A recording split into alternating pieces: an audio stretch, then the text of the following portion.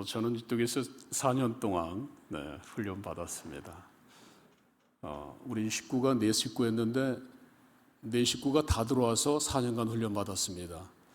아마 이 기록은 송자선 내 이전에도 없었고 내 후에도 없을 수 있는 아마 그런 기록일 수 있을 것 같습니다. 4식구가 다 들어와서 우리 막내가 중학교 막 들어가가지고 초등학교를 졸업할 무렵에 와가지고 여기서 이제 중학교 시절을 다 보냈으니까 여러분에게도 그런 은혜가 미치기를 주님의 이름으로 축복합니다. 그럴 마음은 아무도 없고 내가 잠깐 은혜 받고 가면 되지 무슨 그런 지독한 말씀을 하세요 막 하시는 그런 뜻 같은데 올인할 때 확실하게 올인해야 됩니다. 주님의 세계는 주님의 세계는 내가 어떻게 하느냐에 따라서 하는 만큼 비례하게 다가올 줄 믿습니다. 할렐루야.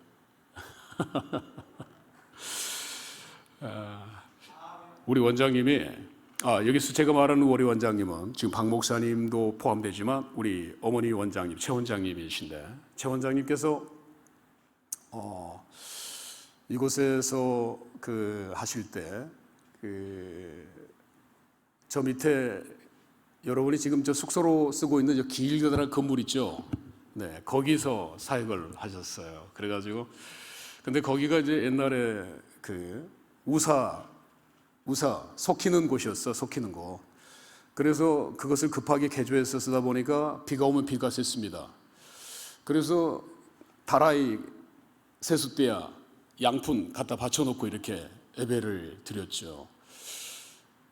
저도 처음에 왔었을 때 그렇게 능력의 선지자가 이곳에 있다고 그러더라. 그래가지고 왔더니 오늘 여러분들이 이 예배 드리는 공간처럼 이렇게 뻑값빈척한 곳이었을까요? 뭔가 허스름하고 좀 이상하게 보이는 곳이었을 것 같아요.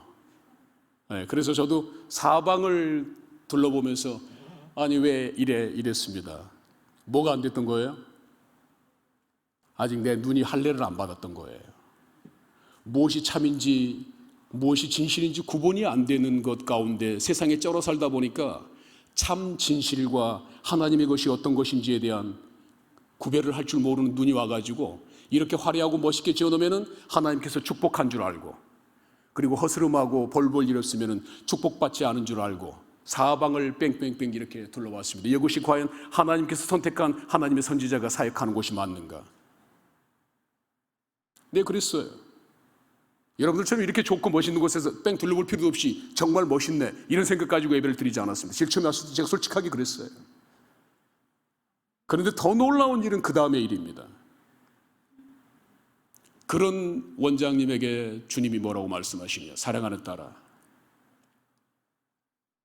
너는 거적대기를 가지고 더 깊이 더 깊은 산속으로 들어가라. 그것도 썩은 거적대기 들고 들어가라. 내가 너와 함께하리라. 문제는 무엇인가요? 문제는 환경이 아니에요. 문제는 우리들이 눈이 바라보는 것에 우리 눈이 보는 것이 답이 아니에요. 뭐가 답일까요? 우리 주님이 함께하느냐 함께하지 않느냐가 답인 것입니다. 우리 주님께서 사랑하는 딸에게 너 왜 거적대기를 가지고 더 깊은 산속으로 들어가라 말씀하실까요? 하나님께서 함께하지 않으면 아무리 화려하고 멋있는 곳에서 예배드린다 할지라도 그것은 뭐예요? 아무런 의미가 없는 인생이에요. 하나님께서 함께하지 않는다면 그곳이 어떤 곳이에요? 하나님께서 함께하지 않는 그곳이 지옥이에요. 하나님께서 함께하신다면 지옥이라도 그것이 뭐가 될까요? 지옥이라도 우리는 거기서서 천국을 살아낼 수 있는 하늘 백성이 되어지는 것입니다. 하나님께서 함께하느냐 하나님께서 함께하지 않느냐, 이게 너무너무 중요한 거예요. 그래서 우리 원장님에게는 오늘 이러한 열매가 맺힌 것입니다. 이런 열매가 맺힌 거예요. 그렇게 원장님께서 이 땅 가운데 이름도 없이 빛도 없이 살아가면서 하나님의 놀라운 뜻들을 온전히 순종하려는 그 십자가의 길을 걸어갔기에 그 아들에게 이렇게 놀라운 그 인내의 열매, 순종의 열매, 하늘의 열매가 맺히는 것입니다. 오늘 우리 자식들에게 무슨 열매를 여러분 남겨주실 것입니까? 큰 나무 밑에서는 큰 나무가 자라지 못합니다. 그런데 큰 사람 밑에서는 어떤 사람이 나와요? 큰 사람이 나오는 법이에요. 우리 원장님은 그렇게 가셨지만 우리 원장님께서 그 열매로 남겨놓은 우리 박원식 원장님, 전 세계가 요 하나님께로 돌아오는 놀라운 일에 온 열방의 기둥으로, 온 세계 희망으로 하나님 나라의 일꾼으로 크게 쓰임받을 줄 믿습니다. 그리고 그 축복이 여기 모여 있는 우리 모두들에게 한결같이 임하시기를 주님의 이름으로 축복합니다. 이런 말씀들은 너무너무 좋아하시죠. 복받기 싫어하는 사람 아무도 없으니까. 네. 하나님께서 우리들에게 말씀하시는 것들이 무엇이냐면, 너희가 가지고 있는 것이 무엇이든지 간에, 그것이 크든지 작든지 간에 그것 가지고 뭘 하라? 그것 가지고 승부하라 라고 말씀하십니다.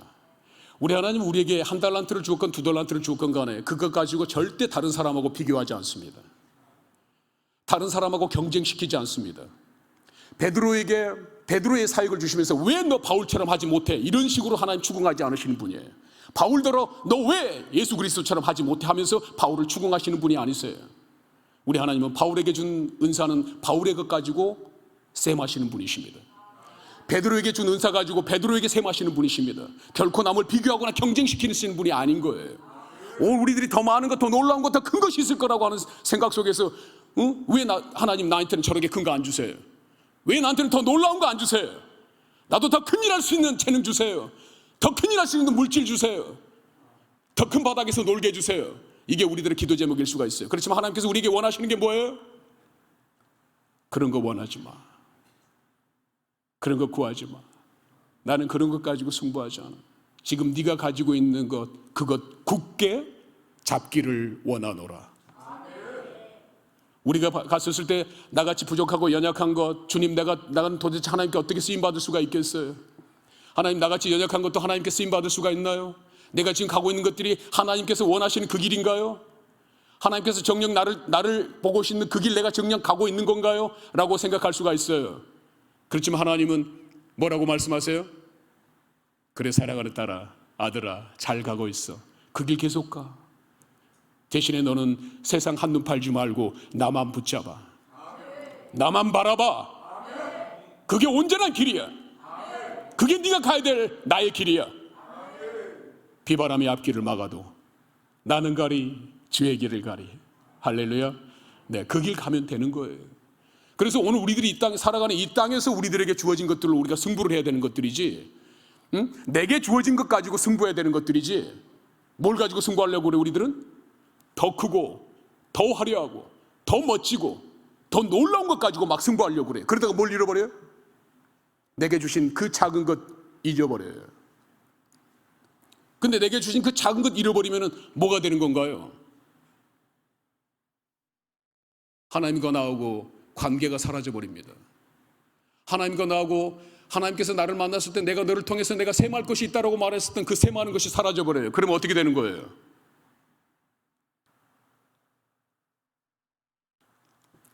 이렇게 심각하게 얘기하려고 하지 않았는데 갑자기 이상해져 버렸습니다, 분위기가. 네, 아유 주의 아버지. 하여튼 우리 원장님은 재밌는 분이셨는데 나는 또 여기서 재밌는 얘기 좀 하려고 그랬더니 이상하게 분위기가 심각하게 흘러져가지고, 우리 원장님께서는 희락의 영이 풍성했던 분인데 그분 앞에서 내가 4년 동안을 몸 바쳐 그분 앞에서 내가 제자로서의 삶을 살았다고 생각하는데 여전히 나는 내 스타일대로만 하고 있으니 이게 무슨 일인지 모르겠습니다. 여러분들 좀 여유 있고, 네, 여러분들은 좀 느슨하며, 네, 여러분들한테는 좀 따뜻함이 배어나오는, 네, 그런 사역자들 되시길 주님으로 축복합니다. 네.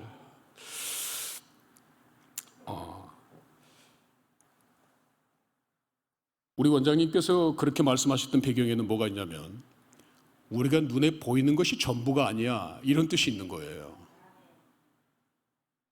눈에 보이는 게 전부가 아니야. 드러나는 게 전부가 아니야.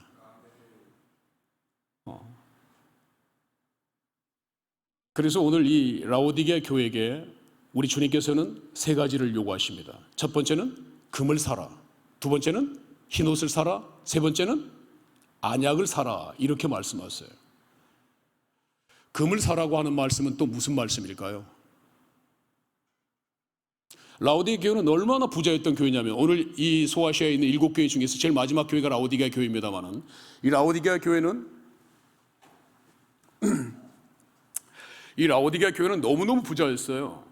그리고 아마 AD 70년경에 AD 17년경인가 갑자기 헷갈립니다만, 하여튼 이 소아시아 쪽에 어마어마한 큰 지진이 있어가지고 이 소아시아에 있는 도시들이 이 지진으로 인한 재난이 엄청나게 컸어요. 그래가지고 이 도시들을 복구하려고 하다 보니까 재정들이 얼마나 많이 들어갔든지 이 재정들을 다 어디서 지원해 줬냐면 로마로부터 다 재정 지원을 받았습니다. 그런데 이 라오디게 교회가 얼마나 재정이 많았냐면, 그렇게 로마로부터 재정을 지원해 주겠다고 그러니까 이 라오디게가 로마 황제에게 얘기합니다. 황제예요. 우리가 가지고 있는 돈으로 우리의 도시를 복구하겠습니다. 황제가 지원해 줄 필요가 없습니다. 라고 얘기할 정도로 라오디게 교회가 부자였어요. 어느 정도 있는지 여러분들 짐작이 가나요? 이런 라오디게 교회를 지나가기 전에 우리가 네 번째 교회가 뭐였습니까? 다섯 번째 교회인가? 다섯 번째 교회. 다섯 번째 교회가 사대교회가 있었어요. 사대교회도 나름대로는 사치와 방탕의 도시였습니다. 그런데 이 사대교회가 라오디게 교회로 왔다면 뭘 맞고 도망가는 격이 되었을까요? 네, 빰 맞고 도망가는 격이 될 정도로 이 라오디게 교회는 그렇게 부자였습니다. 세상적으로는 뭐 바랄 것이 없을 정도로 그렇게 부자였어요. 순천 가가지고는 뭘 자랑하지 말고, 여수 가가지고는 뭘 자랑하지 말고, 벌교 가가지고는 뭘 자랑하지 말고, 그런 말들이 있지 않습니까? 그러니까 이 라오디게 가가지고는 뭘 자랑하지 마라고 하는 도시예요? 돈 자랑하지 마라고 할 정도의 그렇게 이렇게 돈이 넘쳐났던 그런 도시. 황제로 하여금 우리는 비용이 없다, 우리가 가지고 있는 돈으로도 우리 도시를 복구할 만큼 충분하다라고 얘기할 수 있을 정도로 아주 자만했던 도시, 이 도시가 라오디게 교회입니다. 그런데 이 도시에다가 하나님께서 뭘 주문하고 계시느냐? 금을 사라 이렇게 말씀하고 계세요. 아니, 돈이 너무너무 많아가지고 주체할 수 없는 교회에다가 왜 하필이면 또 금을 사라고 얘기할까요? 뭔가 좀 모순되지 보이지 않으세요? 돈이 너무 주체할 수가 없으니까 돈이 많은 도시인데 왜 하필 금을 사라고 얘기하느냐 이 말이에요.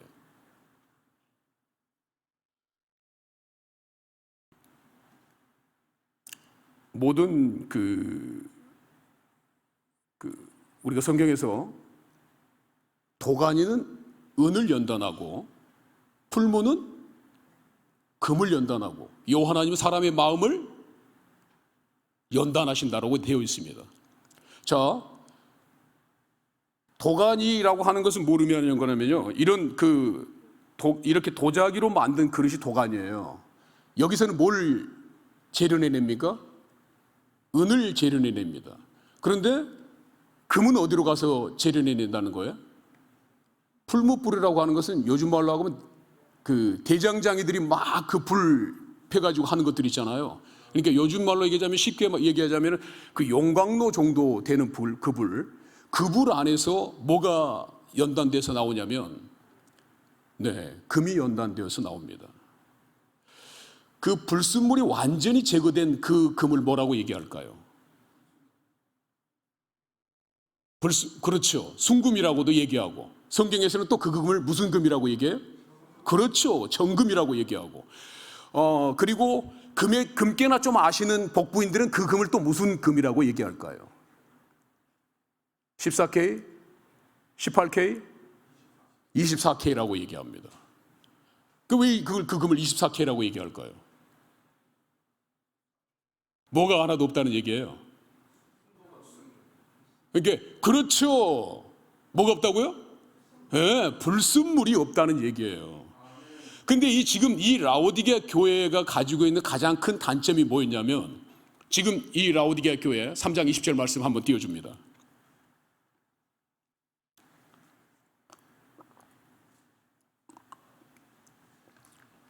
함께 읽습니다. 시작. 볼지어다 내가 문 밖에 서서 두드리노니 누구든지 내 음성을 듣고 문을 열면 내가 그에게로 들어가 그와 더불어 먹고 그는 나와 더불어 먹으리라. 할렐루야. 저것이 이제 그 성화로 그려져 가지고 우리가 잘 알고 있는 것처럼 예수님께서 문 밖에 두드리는 그 그림 있잖아요. 기억나시나요? 혹시 그 성화 얼른 찾아가지고 하나 띄워줘 보세요. 그 문 밖에 서서 예수님께서 두드리는 그 성화 여러분 혹시 아시나요? 네, 기독교인들이 다 봤으니까 여기 특히 이 정도에 올라올 정도면 뭐 그런 그림에 익숙할 텐데 바로 그 그림의 배경이 되는 성경 말씀이 저 말씀인 거예요. 우리 예수님께서 지금 문 밖에 서 계시는 거예요. 그 사람 안에 지금 누가 없는 거예요? 근데 이 교회는 뭐가 많아요? 아니 금보다 먼저. 네, 돈이 어마어마하게 많은데 이 사람들 10년 가운데는 지금 누가 없는 거예요? 예, 예수님이 없어요. 예수님이 못 들어가고 예수님 문 밖에 서 있는 거예요. 그러니까 지금 이 사람들이 10년 가운데는 뭐가 많다는 얘기예요. 아직 뭐가 제거가 안 된 거예요. 그렇죠. 이 불순물이 너무너무 많아가지고 세상적인 것들이 너무너무 많아가지고 누가 지금 못 들어가고 있는 거예요? 예, 예수님이 못 들어가고 있는 거예요. 예수님이 없는데 이들은 너무너무 부자란 말이에요. 그럼 이 사람들이 부자일까요?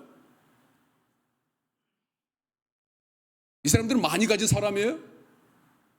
이 사람들은 더 이상 뭐 세상적인 것들 필요 없는 그런 사람들일까요? 왜 하필이면 이렇게 돈이 많은 사람들에게 주님께서는 금을 사라고 얘기했냐면 온전한 금, 우리가 말하는 그 정금, 나의 가는 길을 오직 주께서 아시나니 내가 연단하신 후에는 내가 뭐 되어 나오리라?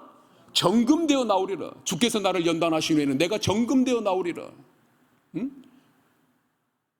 그렇게 지금 내가 주님께서 이 라오디게아 교회 사람들을 보니까 지금 뭐가 필요하다는 얘기예요? 연단 받아야 된다는 얘기예요. 연단 받는다고 하는 얘기는 풀무불 속에 들어가야 된다는 얘기예요. 그리고 풀무불 속에 들어가야 지금 뭐가 제거된다는 얘기입니까? 네, 그 안에 있는 그 찌꺼기들이 세상적인 것들이 다 제거돼야 돼. 네가 그렇지 않냐고는 내가 여전히 네 문 밖에 있는 사람이야. 너하고 나하고는 아무런 관계가 없어. 네 안에 있는 그 불순물 그 찌꺼기 때문에 내가 네 안에 들어갈 수가 없어. 나는 너와 하나 되고 싶은데 너가 내가 너가 되고 싶은데 네 안에 있는 이 너무너무 많은 불순물 때문에 내가 네 안에 들어갈 수가 없어. 네 안에 있는 이 불순물 풀무불 속에 들어가서 다 제거해버릴 수가 없겠니? 그렇게 얘기하는 거예요 지금 주님께서. 그런데 지금 이 사람들은 세상적인 돈들이 너무나 많고 돈들이 많으니까 세상적으로 갖춰놓고 사는 것들이 너무너무 화려해요. 그런데 주님께서는 이 사람들을 보고 뭐라고 얘기합니까? 17절 말씀 함께 읽습니다.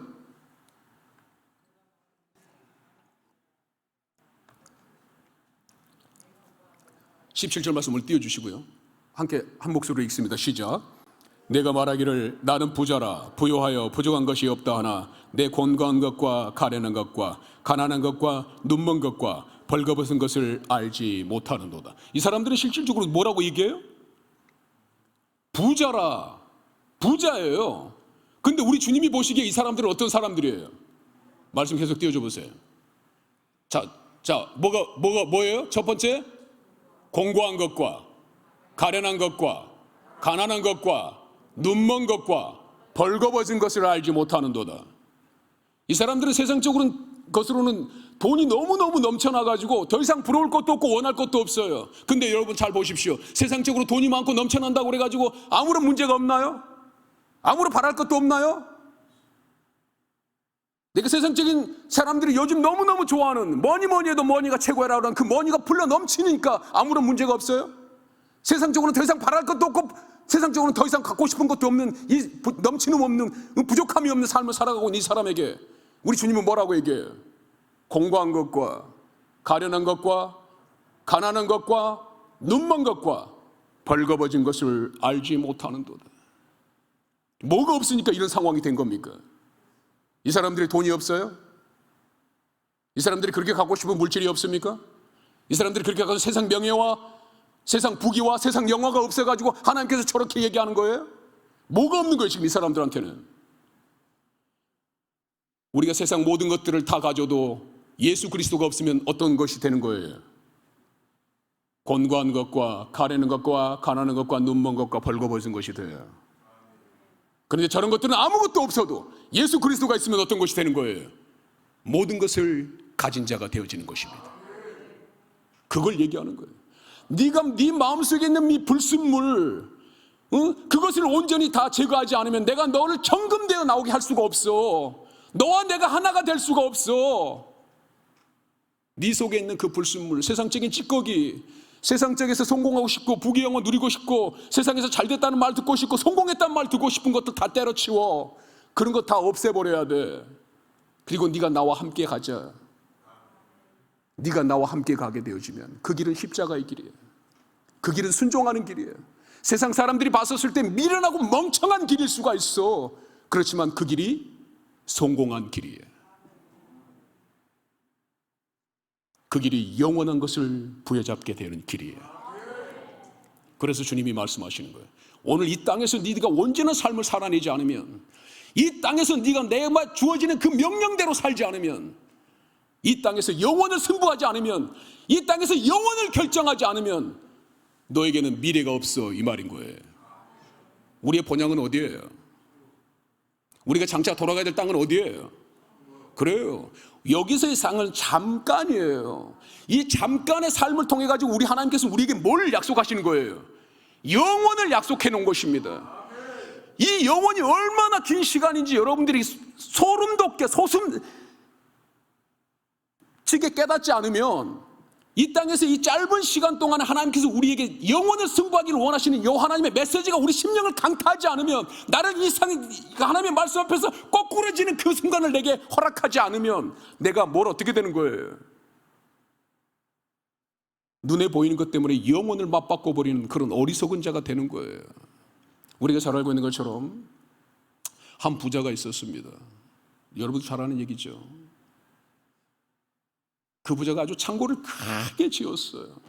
날마다 해마다 너무너무 많은 소출이 막 들어오니까 안 되겠다, 이번에 아주 큰 창고를 짓자. 그래가지고 그 창고에다가 아주 가득가득 채워놨습니다. 그래 놓고 뭐라고 얘기해요?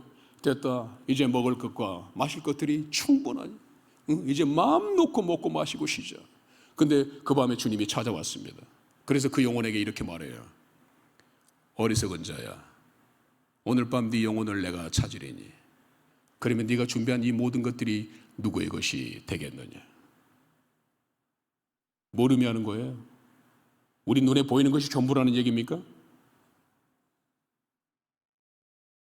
이 사람은 눈에 보이기는 아주 부자예요. 그럼 그게 전부인가요? 그거 가지고 이 사람이 영혼을 승부할 수가 있는 것이 되는 거예요? 이 가지고 있는 부자가 그가 가지고 있는 것 때문에 하나님께서 그가 가지고 있는 것 때문에 그 영혼을 결정짓는 그 천상회로에 가는 길 열어주십니까? 시온의 대로가 그 인생 가운데 펼쳐져요? 안 펼쳐져요. 누구에게 그 길이 펼쳐지는 거예요?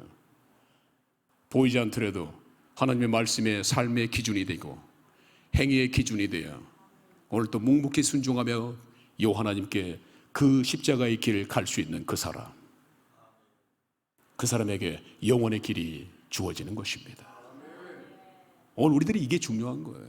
오늘 이 성자산 성속교회에 올라왔다라고 하는 것은 오늘 우리들의 심령 가운데 이것이 잘 박힌 못이 되어야 됩니다.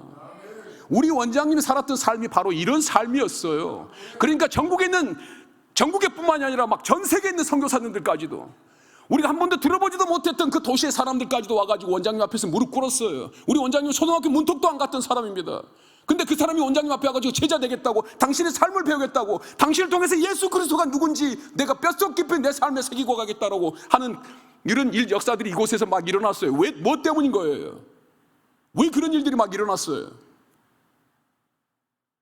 초등학교 문턱도 안 갔던 사람에게 대학원 졸업하고 석사 박사 된 사람들이, 심지어는 청와대에서 근무하는 사람들까지도 와가지고 물팍 구르면서 인정했던 우리 원장님의 삶, 그것이 무엇 때문이었어요? 원장님이 뭘 가지고 있는 게 있었나요? 그렇다고 해가지고 막 무슨 원장님께서 그렇게 많은 사람들을 치유해주고 고쳐주고 그들의 삶을 변화시켜주고 나니까 그들이 막 와가지고 뭐 어마어마한 황금을 일기도 바치고 가가지고 뭐가 숨겨놓은 것들이 많으니까 그 사람들이 그렇게 했는 줄 아세요? 그분이 온전히 요 하나님의 말씀에 순종하는 삶을 살았기 때문에, 그분이 온전히 예수 그리스도가 주인 되는 삶을 살았기 때문에 그렇게 많은 주의 종들이 와서, 그렇게 많은 전 세계에 흩어져 있는 하나님의 백성들이 와서 당신의 삶을 배우고 싶습니다. 당신이 섬기는 그 예수 나도 섬기고 싶습니다. 당신이 믿는 그 예수 나도 믿고 싶습니다. 당신이 예수만 바라보고 사는 그 삶 나도 살아내고 싶습니다 라고 하면서 이곳에서 다 무릎 꿇고 제자가 되었어요. 할렐루야.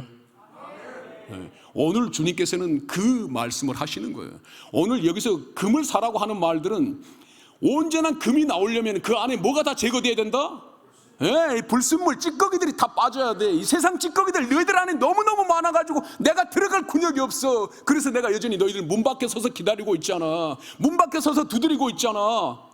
응? 내가 너희 안에 들어갈 그 공간이 아무것도 없어서 내가 아직도 네 안에 못 들어가고 내가 문 밖에 서서 두드리고 있어. 제발 네 안에 있는 이 세상 찌꺼기 불순물들 다 제거할 수가 없니? 그렇지 않으면 네가 정금되어 나올 수가 없는 거예요. 그리고 이 정금되어 나올 수 없다라고 하는 것 때문에 주님께서는 뭐라고 얘기하시느냐?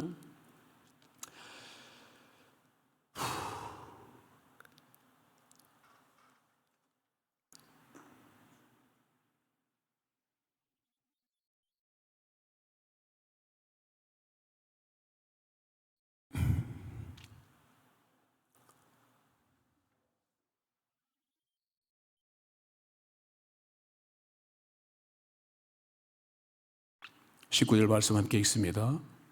물은 내가 사랑하는 자를 책망하여 징계하노니 그러므로 내가 열심을 내라 회개하라. 하나님께서는 사랑하는 자를 어떻게 한다라고 말씀하세요? 책망하고 징계한다라고 얘기합니다. 시편에서는 사랑하는 아들을 뭘로 다스리라고 얘기해요? 매와 채찍으로 다스리라고 얘기합니다. 그래도 죽지 않으리라. 사랑할수록 그 아들을 어떻게 해야 되는 거예요? 채찍질 해야 되는 거예요. 그 아들이 이쁠수록 어떻게 하라는 얘기예요? 매를 들고 다스리라는 얘기예요. 그래야 이 아들이 온전한 아들 되어집니다. 이쁘다고, 귀엽다고, 착하다고, 사랑받을 짓만 한다고 오냐 해서 키워놓으면 그 자식 뭐가 되든가요? 나는 하늘이 내려준 자식을 이 오냐 하고 키워가지고 그 아들을 인생 망나니 만드는 일들을 너무너무 많이 봐왔어요. 하늘이 내려준 아들일수록 어떻게 길러야 될까요? 철저하게 말씀의 기준이 된 삶을 그 아들에게 살아내게 해야 됩니다. 채찍을 때려야 돼요. 그렇지 않으면 인생들은 온전한 길로 돌아오지 않습니다. 그 아들이 이쁠수록, 그 아들이 사랑스러울수록, 그 아들이 하나님의 하늘의 뜻을 이어받은 그 큰 뜻을 하나님께서 주었으면 주었을수록 그 자식을 어떻게 하라는 얘기예요?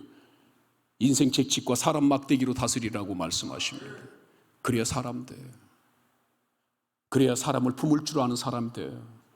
그래야 그 어깨 위에 드려진 그 사명을 온전히 감당해낼 수 있는 제목으로, 인재로 성장하게 되어집니다.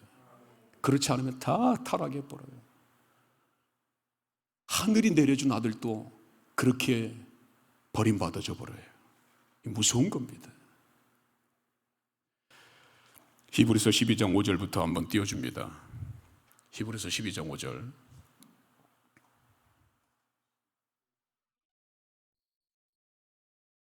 시작. 또 아들들에게 권하는 같이 너희에게 권면하는 말씀도 잊었도다. 일러스되 내 아들아 죄의 징계의 심을 경히 여기지 말며 그에게 꾸지람을 받을 때 낙심하지 말라.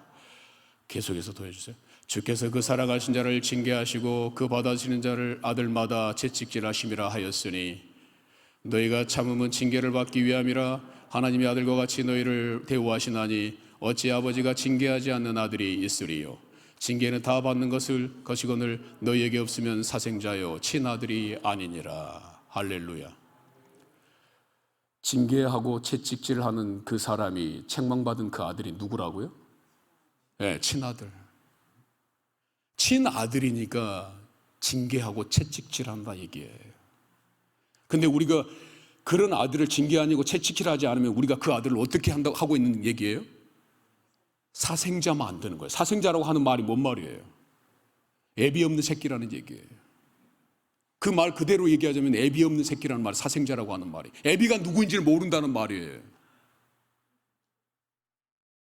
여러분, 저 말씀대로 우리 자녀를 봐야 돼요. 저 말씀대로 우리 자녀들을 길러야 됩니다.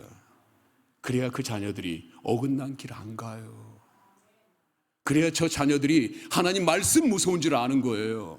그래야 저 자녀들이 우리 부모님은 하나님의 말씀에 순종하는 부모님이구나, 하나님 말씀대로 하시는 부모님이구나, 나도 우리 부모님과 같이 말씀의 기준이 돼야 돼, 나도 우리 부모님처럼 말씀대로 살 거야, 말씀에 적용하면 날마다 살아낼 거야, 이렇게 교훈을 받아요. 근데 그 부모가 그 말씀을 버리니까 우리 자녀들에게 뭐가 없는 거예요? 말씀이 기준이 된 부모의 삶이 없는 거예요. 그러니까 우리 자녀들도 뭐가 없어요? 말씀이 기준이 된 삶이 없는 거예요. 그러니까 이런 무서운 결과들이 나타나는 겁니다. 공고한 것과 가련한 것과 가난한 것과 눈먼 것과 벌거벗은 것, 이게 그 사람의 실죄예요. 실체. 근데 이 사람은 돈이 있으니까 모든 것들이 다 커버된다고 생각해요. 돈 가지고 이것들이 커버됩니까? 돈이 많은데 왜 하필 또 가난하다고 얘기하나요? 돈 가지고 커버가 안 되니까 그래요. 우리가 그토록 지금 여기 와 있는 사람들 중에 어떤 사람은 하나님 하늘문을 열고 나에게 쏟아부을 것이 없도록 붙지 않냐 그러면 그 약속의 말씀 오늘 내 삶 가운데 성취하여 주시옵소서라고 하는 기도 제목 가지고 온 사람들도 있을지 모르겠어요. 그렇게 하나님께서 내게 물질을 부어주면 내 기도 제목이 성취가 되어질 것이고, 그렇게 내가 이 땅에서 부자가 되어지면 이 하나님께서 나를 사랑하시는 기준이 되어집니까? 안 그래요. 저희 교회 주변에는 제가 여기서 이렇게 살다가 하나님께서 말씀하셔서 우리 성지산 성속교회는 수많은 목회자들이 와서 훈련받았다고 얘기했잖아요. 여기 어떤 사람은 이제 됐다 하산하라 하는데도 하산하지 않는 사람이 있었습니다. 또 어떤 사람은 가지 마 한데도 자기 마음대로 하산해버린 사람도 있었습니다. 근데 저는 하나님께서 이제 됐다 하니까 그때 갔습니다. 그래가지고 지금 제가 수도권에 간 거거든요. 수도권에 갔는데 이제 제 주변에 공원이 있는데, 공원에가 어떤 분들이 계시냐면 은퇴하셔가지고 아침밥을 먹고 공원에 나와가지고 저녁밥을 먹으러 집에 들어갈 때까지 그 공원에서 계속 그 시간을 보내고 계신 어르신들이 계세요. 근데 그 어르신들을 섬기라고 우리 교회에다가 하나님께서 뭘 공급해 주시냐면 이 도너츠를 공급해 주십니다. 그래가지고 그 도너츠를 싸가지고 가가지고 이렇게 일주일에 한 번밖에 안 하는데, 이번에는 어떤 풍경이 벌어졌냐면 이 수도권에 갈수록 무엇들이 많냐면 이단 교회들이 많습니다. 나는 하나님으로부터 그렇게 연단받고 했음에도 불구하고 내가 하는 교회는 지금 개척교회예요. 그런데 이 이단들이 너무너무 버젓하고 너무너무 그 제대로 된 모습으로 이단들이 있어요. 그래가지고 이제 그날도 이단들이 왔어요. 그래가지고 얼마나 예의 바르고 아주 산뜻하고 애교스럽게 그 어르신들에게 다가가가지고 복음을 이렇게 막 증거하려고 하는데 어르신들이 어떻게 얘기할까요?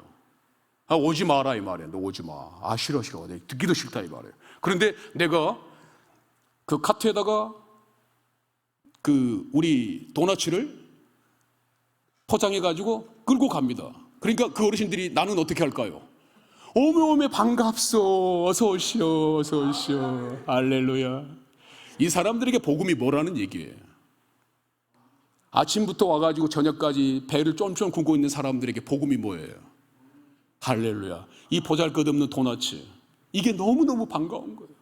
이 사람들은 예수님이 누구냐고 막 떠들고 설명하는 것보다도 내가 끌고 가는 저 카트 안에 도너츠가 있는 것 때문에 내가 너무 반가운 거예요. 그러니까 내가 뭐예요? 지금 복음 들고 그 사람들에게 가고 있는 거예요. 근데 이단이 막 다가와가지고 별 아양을 떨면서 뭐 어쩌고저쩌고 하면서 막 얼마나 깍듯하고 예의 바르게 해도 그 사람들이 알아요, 몰라요? 알아요. 오지 마. 너 싫어. 나 그런 말 듣기 싫어. 이 사람들은 지금 뭐가 필요한 거예요? 내 굶주린 배를 채워줄 도넛 몇 개면 되는데 너는 왜 필요 없는 거 가져와서 나를 이렇게 귀찮게 하니? 그때 내가 뭘 가지고 간 거예요? 도넛을 가지고 가니까 이 어르신들이 너무너무 좋아한 겁니다. 할렐루야. 하나님께서 또 이렇게 섬기게 해주시더라고요. 그래서 계속 그렇게 섬깁니다. 그런데 이렇게 섬기려고 했었을 때 내 뜻대로 될까요? 계속해서 기도하니까 그런 지혜를 주신 걸까요? 내가 그 일을 처음부터 했을까요? 계속해서 기도하다가 하나님께서 내게 알려주신 걸까요? 이런 하찮은 일도 하나님께 기도하지 않으면 그 방법을 우리에게 알려주시지 아니하고, 하나님께서 계속해서 기도하면서 내가 뭘 해야 되는지를 주님께 묻지 아니하면 그 어르신들의 마음을 움직여 주지 아니하고. 할렐루야. 네, 그래서 오늘 우리들에게 하나님께서 말씀하시는 것은 크고 화려하고 놀라운 일을 하기를 원하시는 거, 이렇게 작고 조그맣지만 우리 어르신들을 섬기는 일을 하라고 말씀하시는 거예요. 네, 이런 일을 하라고 하는 거예요. 그것이 뭐다고? 그게 복음이다라고 말씀하시는 것입니다. 네. 자, 그러면서 또 두 번째는 뭘 사라고 얘기하는 거예요? 이 라오디게 교회 사람들에게. 어디를 보고 있는지 여러분 지금 모르시고 있는 건가요? 네? 네. 두 번째는 뭘 사라고 얘기합니까? 할렐루야. 자, 흰 옷을 사라고 얘기해요. 야, 이 사람들이 지금 부자인데 아마 그때 당시에 세계적인 명품에 해당되는 옷들을 아마 입었지 않았겠어요? 그렇게 생각합니까? 그렇지 생각하지 않습니까? 황제가 들어주는 정부의 지원금까지도 받기 싫다라고 말했던 그 사람들이 얼마나 부자였길래, 그러면 이 사람들이 지금 그 사람들이 가지고 있는 돈으로 얘기하자면 얼마나 화려하고 멋있는 아마 세계적인 명품들을 걸치고 있지 않았겠어요? 그런데도 불구하고 이 사람들에는 무슨 옷이 필요해요? 흰 옷은 뭘 상징하는 건가요? 흰 옷은 뭘 상징해요?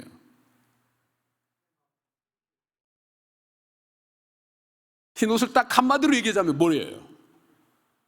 결론을 얘기해버리자면 흰 옷을 뭐라고 얘기할 수가 있어요, 우리가?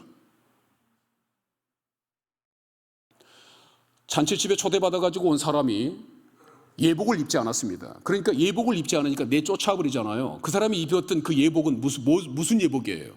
그 입지 않은 예복은 무슨 옷을 안 입은 거예요, 그 사람이? 오늘 이 사람들이 이 라오디게 교회, 이 교회는 지금 누가 못 들어오고 문 밖에 서서 기다리고 계시는 거예요. 예, 그럼 이 예수님이 문 밖에 서서 기다리고 있다는 것은 이 사람들이 지금 뭘 안 입고 있는 거예요? 갈라디아서 3장 27절.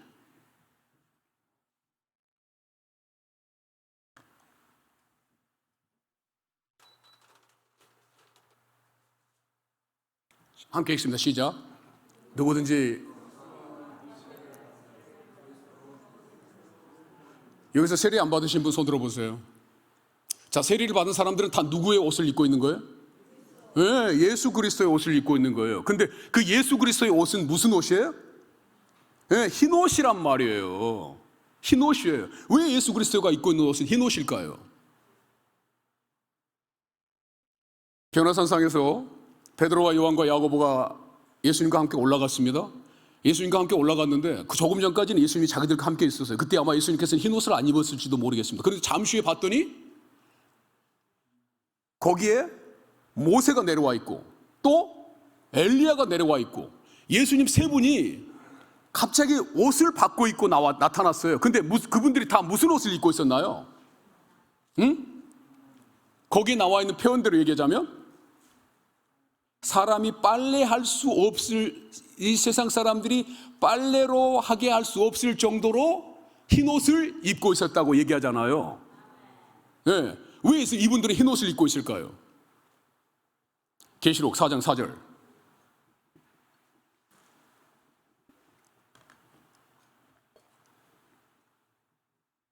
옛날에는 함께 읽습니다. 시작. 또 보좌에 둘러 24보좌들이 있고 그 보좌를 위해 24장로들이 흰 옷을 입고 머리에 금관을 쓰고 앉았더라. 자, 계시록 7장 13, 14절 말씀 또 보여줍니다. 계시록 7장 13, 14절. 시작. 7장 13, 14절. 이 앞전에 왔을 때는 굉장히 빨랐는데 오늘은 함께 읽습니다. 시작. 장로 중 하나가 응답하여 나에게 이르되 이 옷 흰 옷 입은 자들이 누구며 또 어디서 왔느냐. 14절. 내가 말하기를 내 주여 당신이 아시나이다 하니 그가 나에게 이르되 이는 큰 환난에서 나오는 자들인데 어린 양의 피에 그 옷을 씻어 희게 하였느니라. 할렐루야. 네, 이 사람들이 입은 이 흰 옷은 뭐 때문에 휘어진 거예요? 그렇죠. 할렐루야. 네. 그러니까 실질적으로 그들이 입은 이 흰 옷은 한마디로 딱 얘기하자면 뭘 입은 거예요? 그렇죠. 예수님을 입은 거예요. 오늘 우리들이 예수 그리스도를 입고 있는 겁니다. 그러니까 이 유대적 배경 안에서 이 흰 옷, 겉옷이다라고 하는 것은 뭐를 의미하냐면 그 사람의 인격, 그 사람의 지위, 그 사람의 그 성품, 이런 것들을 상징한다라고 봐야 되는 거예요. 그러니까 지금 이 라오디게아 사람들이 흰 옷을 입으다라고 하는 것은 지금 이 사람들이 지금 뭐가 없다는 얘기가 되는 거예요? 예, 예수가 없는 것이 되는 거예요. 예수가 없는 것이. 여전히 예수가 없어요. 예수가. 이 흰옷을 입으라고 하는 말이 그 말인 거예요. 그리고 7장 13, 14절에서 이 허다하게 많은 무리들이 입고 있는 이 흰옷을 입은 무리들이 다 누구를 가리키는 거예요?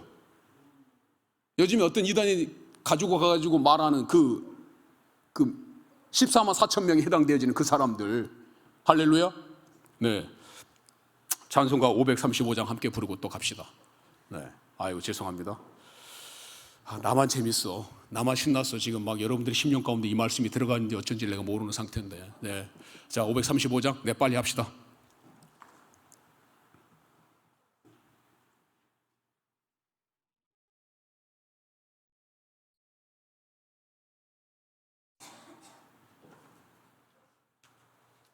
거기서 반주기로 하면 또 안 되나요?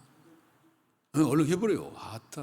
빨리 하는 게 좋아요. 이렇게 긴 텀을 갖고 뭐 달라고 그래요. 완마 참말로 빨리 해보면 되지. 이 적막한 시간을. 웜에 갑자기 텀이 이렇게 팍팍 길어져 가지고 굉장히 적응이 안 돼버리네.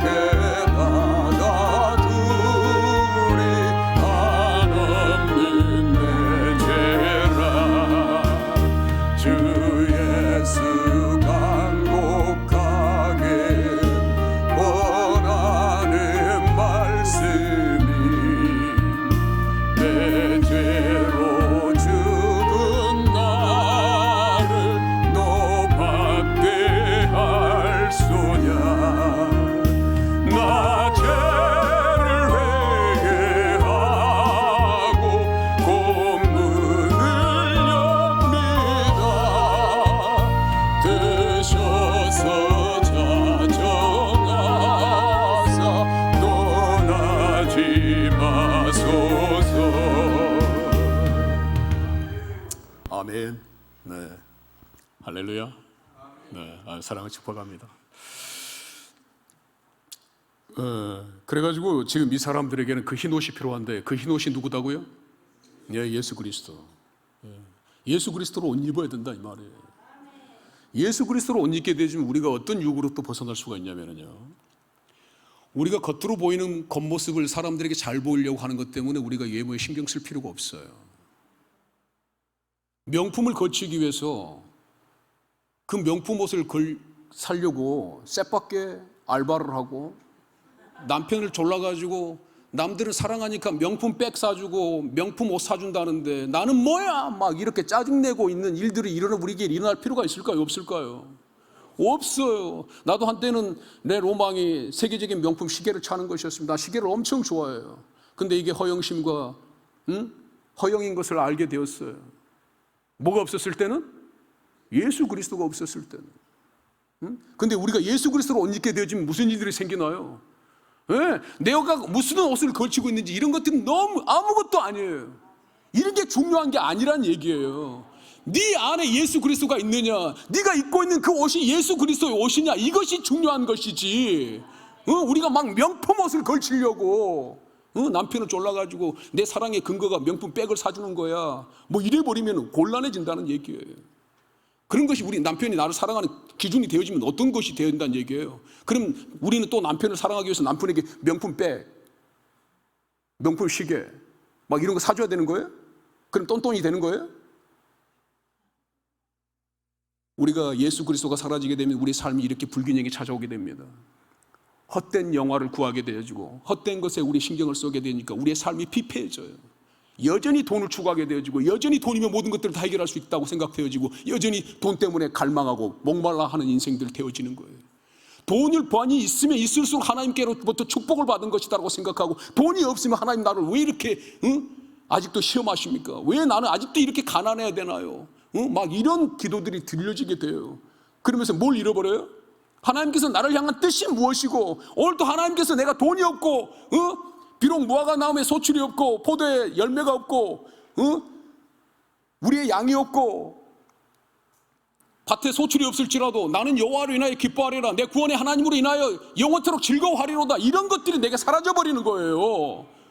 뭐가 없어져 버렸다는 얘기인가요? 내가 하나님만 있으면 그 모든 것들을 가진 것이다라고 얘기했던 그 고백들이 사라지고 그 내 첫사랑이 사라지고 하나님만 있으면 모든 것을 가진 것다라고 했던 그 내가 처음에 부르짖었던 그 기도들이 다 사라져 버려요. 그리고 여러분 여기 올라왔을 땐 정말 기도 잘해야 됩니다. 내가 여기서 4년 동안 우리 온 식구가 와서 훈련받았다고 했잖아요. 내가 여기서 드렸던 그 기도대로 지금 내 사역이 펼쳐집니다. 여기는 어마어마한 그 하늘문이 열린 곳이기 때문에 여기서 내가 훈련받으면서 여기서 내가 교회를 위해서 기도했던 그 모든 것들이 지금 내 사역 가운데 그대로 이루어지는 것들을 보면서 여기서 드리는 그 기도가 얼마나 중요한가. 여러분 그 기도 한마디 한마디 여러분들 아주 철저하게 하십시오. 여기서 하는 그 기도는 얼마나 힘이 있고 능력이 있는지 몰라요. 그렇게 하늘 문을 열어놨던 한 사람의 희생, 한 사람의 순종, 한 사람의 그 십자가의 길 때문에 여기서 드리는 그 기도는 그대로 이루어지는 놀라운 현실이 되어지는 것을 기억하시기 바랍니다. 기도 잘하십시오. 그대로 되어집니다.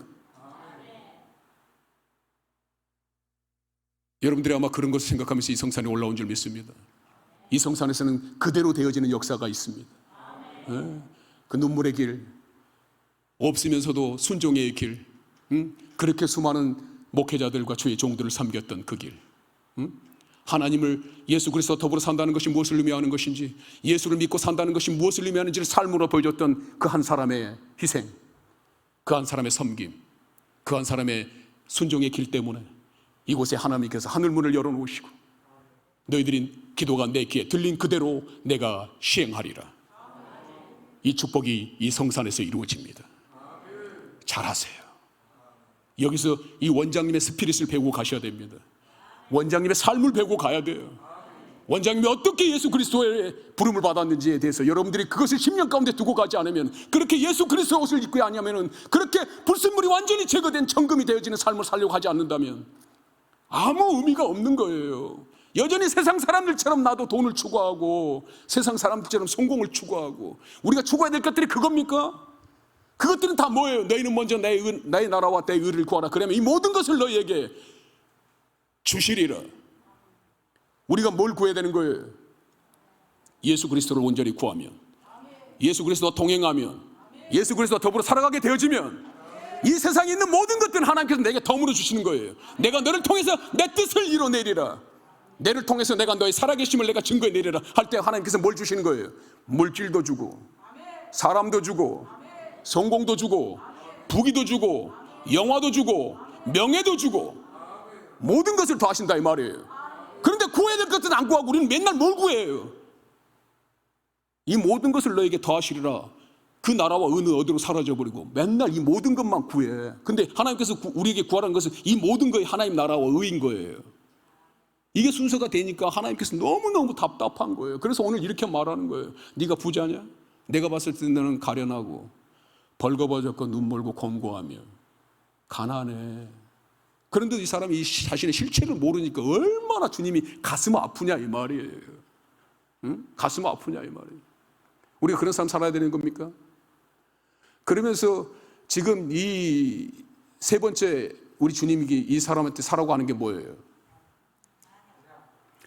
자, 안약. 자, 방금 얘기했던 왜 이 사람한테는 지금 안약이 필요한가요? 이 라오디게 교회는 지형상으로 물이 부족한 도시예요. 물이 부족합니다. 내가 사진 가가지고 이 파묵칼레 그 세계적인 그 온천과 그 세계적인 사람들이 그 온천의 관광을 즐기는 명소 히에라폴리에 있는 이 파묵칼레라고 하는 그 세계 최고의 아름다운 경관과 그 자연 온천을 자랑하는 이 파묵칼레 사진 보여줬으면 여러분들이 막 지금 기가 막힐 텐데, 그 파묵칼레라고 하는 온천이 이 라오디게 교회 바로 옆에 한 9km 정도 떨어진 곳에 있었어요. 그런데 이 온천이 있다 보니까 온천인데 여기가 그 석회질로 되어져 있는 그 땅이었거든요. 그러다 보니까 이 물이 부족한 곳에 있는 이 라오디게 사람들이 이 히에라폴리에 있는 그 온천수를 끌어다가 썼어요. 그런데 이 히에라폴리에서 물이 와가지고 라오디게 교회쯤에 올 정도가 되어지면 어떤 일이 일어나냐? 미지근해져 버리는 거예요. 거기서는 막 펄펄펄 끓는 온천수였는데 그것이 이제 수로를 따라서 어디까지 왔냐면 라오디게까지 오다 보니까 물이 이렇게 미지근한 물이 되어져 버린 거예요. 그런데 미지근만 해도 물을 먹어요, 못 먹어요? 미지근만 해도 먹잖아요. 오히려 우리가 미지근한 물이 오히려 상온에 있는 물이 오히려 건강에 좋지 않습니까? 그런데 거기에 뭐가 들어가 있었냐면 석회가 들어간 거예요. 석회가. 그러니까 석회가 들어가 있는 상태에서 물이 미지근해. 그러면 그 물을 먹을까요, 못 먹을까요? 못 먹어요. 그러니까 못 먹으니까 그 물을 어떻게 해버린다고 얘기해요? 토해 내버린다라고 얘기하는 겁니다. 토해 내버린다라고 얘기해요.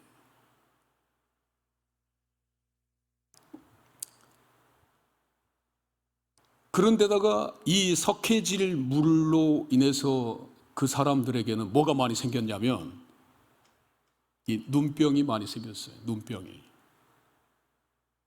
그러다 보니까 이 사람들한테 지금 뭘 사라고 얘기하는 거예요? 안약을 사라고 얘기하는 겁니다. 안약을.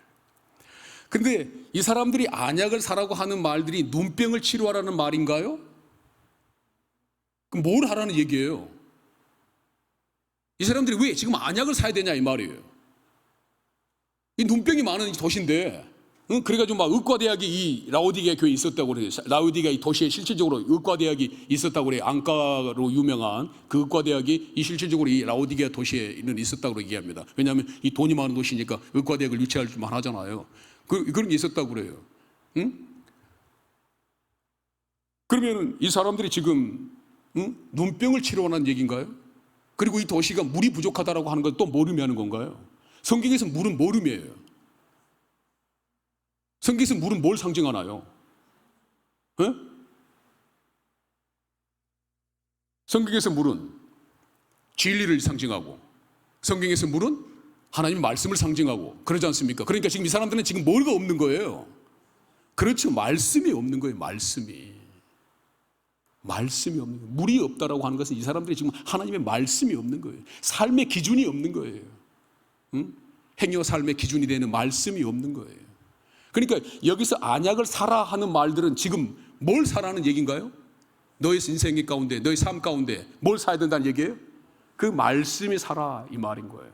그런데 여기서 이 말씀을 사라 하는 말들이 오늘 우리가 제가 얘기했던 이런 것들로밖에 될 수가 없는 것들이, 자, 금도 사고 신옷도 사고 안약도 사는 거잖아요. 이 산다라고 하는 이 말의 헬라어가 뭐냐면 아고라조라고 하는 말이에요. 아고라조. 헬라어로 아고라죠. 근데 이 아고라조라고 하는 말의 뜻이 뭐냐면 구속입니다. 구속한다는 말이 뭘 의미하는 건가요? 구속한다는 게 우리 주님께서 우리를 위해서 어떻게 한 것이 구속이에요? 우리를 대신해서 우리의 모든 죄값을 다 치러준 것이 곧 뭐가 되는 거예요? 그게 구속이잖아요. 속량한 것이잖아요. 그게 아고라조인 거예요. 그러니까 이 사람들이 지금 그걸 살아, 이 말은 너희들이 예수 그리스도의 구속으로 말미암아 뭘 하는 얘기예요. 너희 삶의 결단이 필요해. 네 삶의 찌꺼기가 다 제거돼야 되는 것을 제거가 되어줘야 돼. 네가 지금 예수 그리스도로 네 삶이 완전히 옷 입혀져야 돼. 예수 그리스도로 인해서 네가 완전히 네 삶이 바꿔져야 돼. 예수 그리스도가 보는 눈으로 네가 세상을 볼 줄 알아야 돼. 눈에 드러난 게 전부가 아니야. 눈에 보이는 게 전부가 아니야. 뭐가 전부라는 얘기예요? 우리가 예수 그리스도 그분을 온전히 갖고 있기만 하면 그게 전부가 되어지는 것입니다. 그래서 우리 주님이 3장 20절 다시 한번 읽습니다. 3장 20절 다시 한번 읽어요. 네.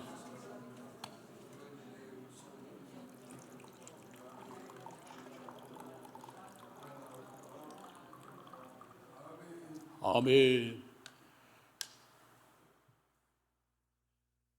자, 저 말이 뭘 의미하는 거냐면요. 우리 주님께서 지금 여기 문 밖에 서서 두드리고 계시지 않습니까? 문 밖에 서서 두드리고 계시는데 그분이 이제 우리가 근데 저 현장에서 문을 우리 주님이 열고 들어갑니까? 안에 있는 사람이 열어주니까 들어갑니까?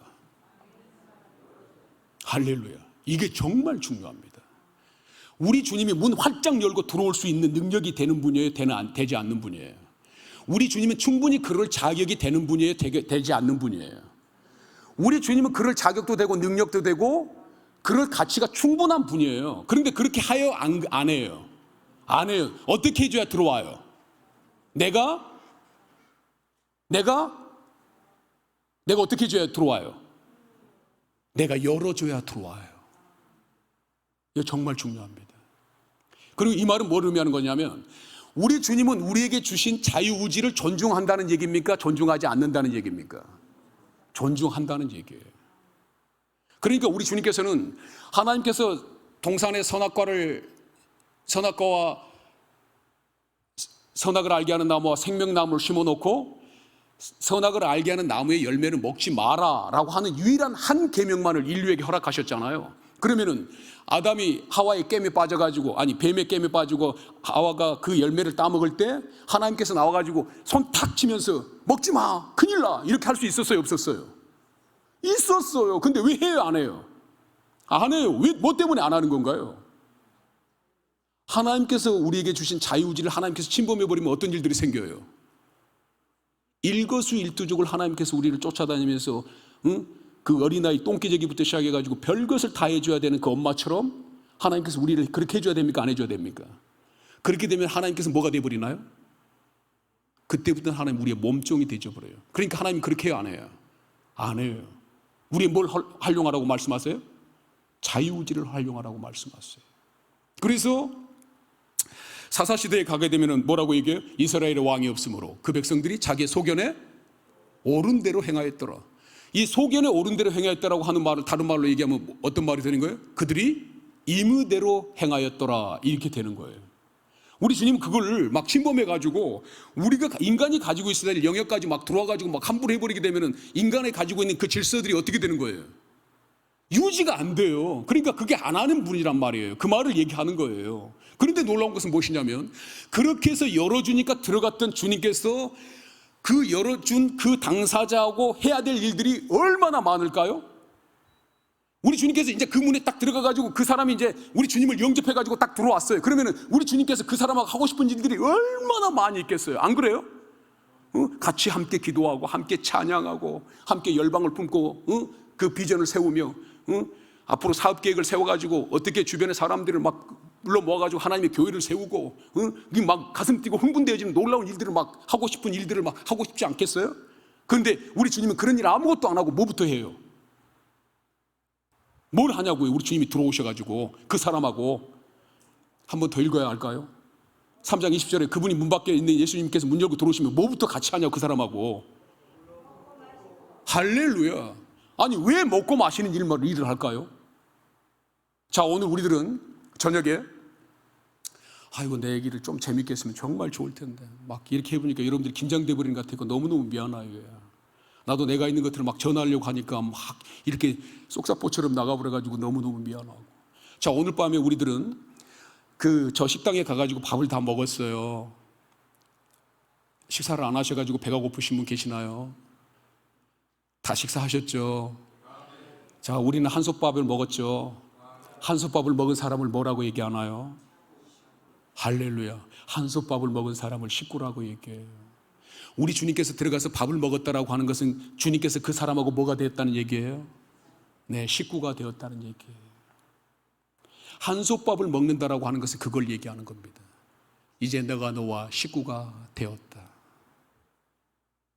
이제 가족이 되었다는 걸 얘기하는 거예요. 이해가 되시나요, 여러분?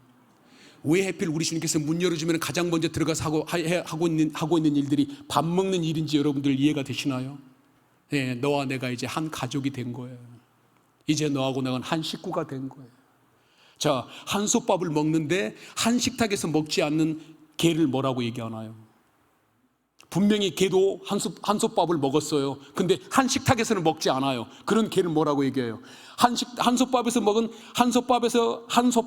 한 식탁에서 먹으면 식구고, 한솥밥을 한 식탁에서 먹지 않고 땅에 앉아서 먹거나 그러면 뭐라고 얘기합니까?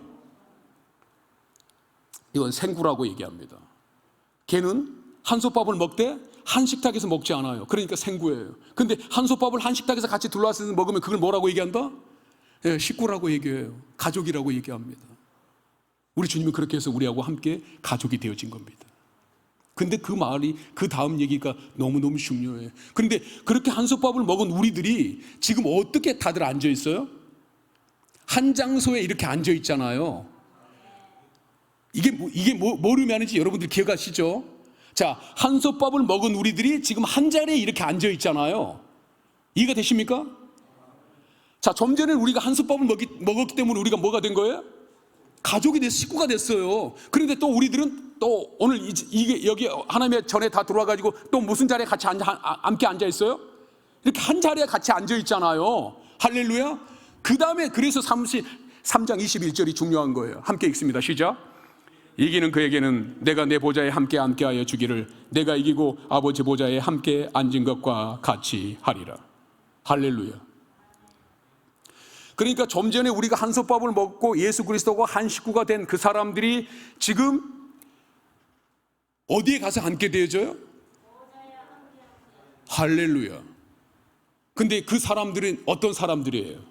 21절 시작하자마자 있는 첫 단어가 무슨 단어예요? 할렐루야. 그러면 이 사람들은 자기 힘으로 이길까요? 자기 안에 들어와서 한솥밥을 먹고 있는 예수 그리스도의 힘으로 이길까요? 할렐루야. 그게 문제입니다. 그게 중요한 거예요. 오늘 우리들이 예수님께서 기어이 내게 들어와서 나와 함께 한솥밥을 먹고 싶은 이유가 뭐냐면 내가 너를 이기는 자 만들 거예요. 내가 마귀의 객회를 능멸하고도 남은 철장 권세를 가진 자로 너를 만들 거야. 그래서 예수님께서 내 안에 들어오시는 거예요. 오늘 우리들이 이 세상에서 아무리 난다 긴다 해도 우리는 사탄 마귀의 권세를 이길 수 있어요, 없어요? 내 안에 누가 계시기 때문에 이기는 거예요. 그렇죠. 그 예수 그리스도가 내 안에 계시기 때문에 내가 이기는 거예요. 그 예수 그리스도가 우리 안에 계시기 때문에 우리는 교회가 되어지는 것이고, 그 교회에게 영원한 승리를 주시는 예수님께서 십자가의 길에 떨어진 그 보혈로 말미암아 우리에게 그 영원한 승리를 안겨주셨는데 그게 이기는 자의 길인 거예요. 예수 그리스도가 아니면 그 길을 갈 수가 없고 그 승리가 우리에게 주어질 수가 없다는 거예요. 우리의 힘으로 되는 게 아니에요. 능으로 되는 것이 아니에요. 오직 예수 그리스도로만 되는 그 이기는 자의 길, 그 길을 통해서 예수님께서는 우리에게 밥을 함께 먹는 것이고, 그 길을 통해서 우리에게 이기는 자의 길을 가게 하시는 거예요. 그럼으로써 우리에게 주어지는 보상이 뭐예요? 예수 그리스도가 앉았던 그 보좌, 지금 누가 같이 앉아요? 예수 그리스도가 앉은 그 이기는 자에게는 뭐라고 얘기해요? 21절 말씀, 보좌에 함께 앉게 하기를 함께 하여 주기를 내가 이기고 아버지 보좌에 함께 앉은 것과 같이 하리라. 하나님께서 그런 나를 누구의 레벨과 동등하게 여겨주신다는 말씀이에요? 예수님의 레벨과 동등한 레벨로 여겨주셔서 우리가 누구랑 같이 앉게 돼요? 예수님과 함께 앉게 된다라고 하는 것입니다. 할렐루야. 그러니까 우리가 예수 그리스도를 모셔드린다는 것, 예수 그리스도와 함께 있겠다고 하는 것, 예수 그리스도가 내 안에 들어와서 나와 동행한다라고 하는 것은 이렇게 놀라운 역사를 내 안에서 이루어내는 것입니다. 할렐루야. 399장 찬송합시다.